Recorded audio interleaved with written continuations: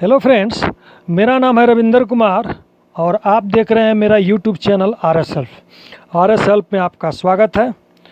तो आज हम लोग सीखेंगे, एक फ्रेंड का कमेंट था कि स्नेहिया लगावल बहुत बात नइखे, नज़रिया चुरावल बहुत बात होला।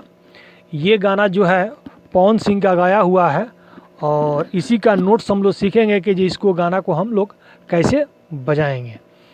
तो कोई भी कमेंट्स आप लोग करें, कोई भी गाना का नोट्स चाहिए तो पहले यूट्यूब पर आप लोग सर्च कर लें, इसलिए कि कोई फ्रेंड्स है ऐसा गाना कमेंट कर देते हैं जो कोई यूट्यूब में नहीं मिलता है।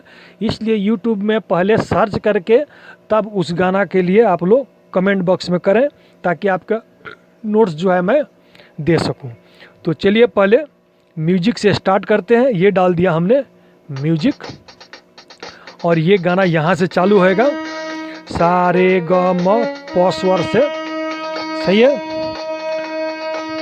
स्नेहिया लगावल बहुत बात नइखे, स्नेहिया लगावल बहुत बात नइखे, नजरिया चोरावल बड़ी बात होला।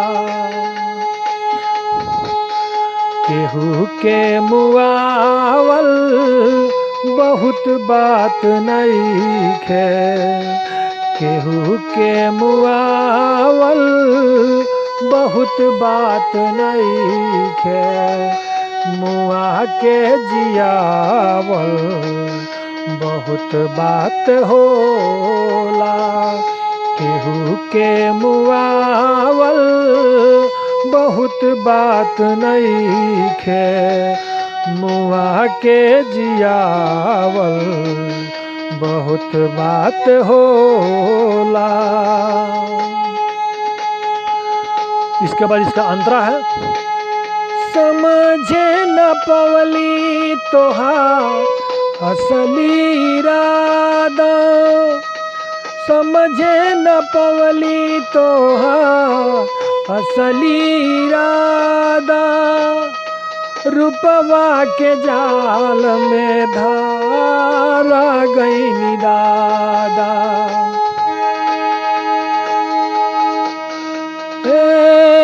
समझे न पवली तोहार असली इरादा, रूपवा के जाल में धारा गईली दादा। केहू के रोवावल बहुत बात नइखे, केहू के रोवावल बहुत बात नइखे, रोवा के हंसावल बहुत बात होला। स्नेहिया लगावल बहुत बात नइखे, स्नेहिया लगावल बहुत बात नइखे, नजरिया चोरावल बहुत बात होला। अब म्यूजिक को कर दिया हमें स्टॉप। अब गाना को चालू करते हैं हम लोग सीखने के लिए। तो यहाँ से चालू करना है आपको। स्नेहिया लगावल, है ना, स्नेहिया लगावल बहुत बात नइखे, है ना, एकदम इजी है। स्नेहिया लगावल बहुत बात नइखे, नजरिया चोरावल बहुत बात होला।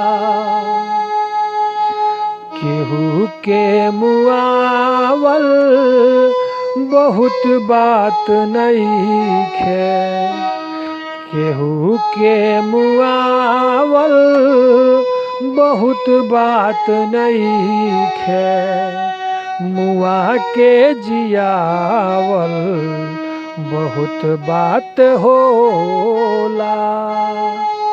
अब इसका अंतरा है, समझे न पवली तोहार, है ना, समझे न पवली तोहार असली इरादा, है ना, समझे न पवली तोहार असली इरादा,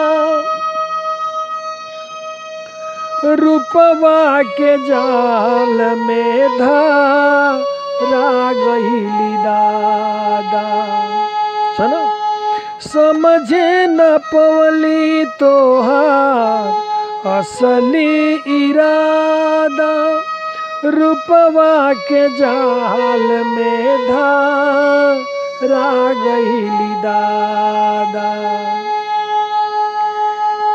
केहू के रोआवल, केहू के रोआवल बहुत बात नइखे, केहू के रोआवल बहुत बात नइखे, रोआ के हंसावल बहुत बात होला,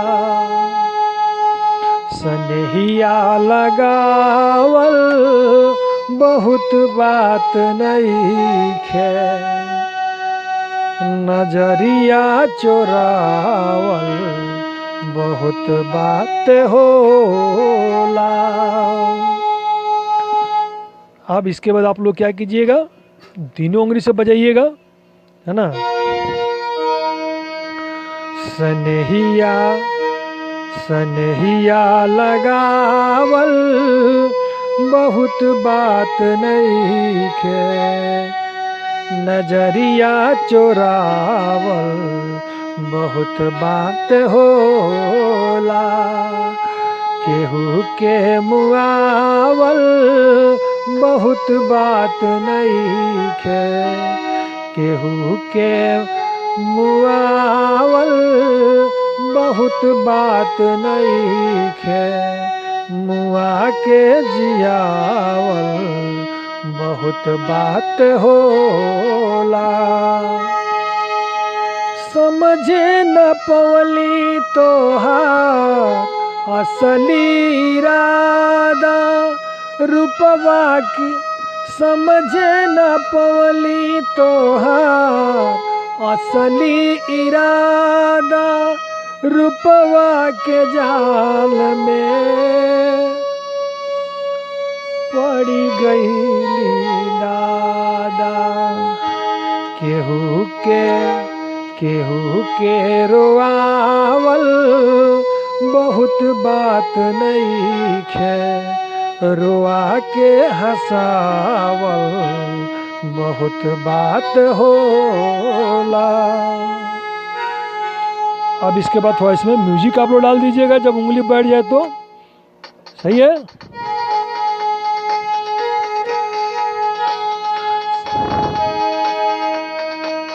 सनहिया लगावल बहुत बात होखे, सनहिया लगावल बहुत बात नइखे, नजरिया चोरावल बहुत बात होला, केहू के मुआवल बहुत बात नइखे, मुआ के जियावल बहुत बात होला,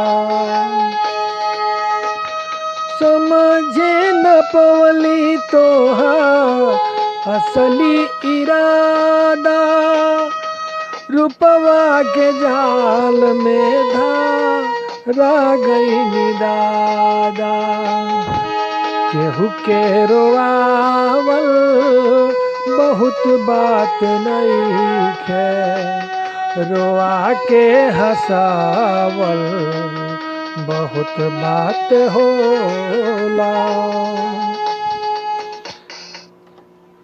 तो फ्रेंड्स, ये वीडियो कैसा लगा आप लोग को? यदि अच्छा लगा तो लाइक कीजिए, सब्सक्राइब कीजिए और फ्रेंड्स के साथ शेयर कीजिए।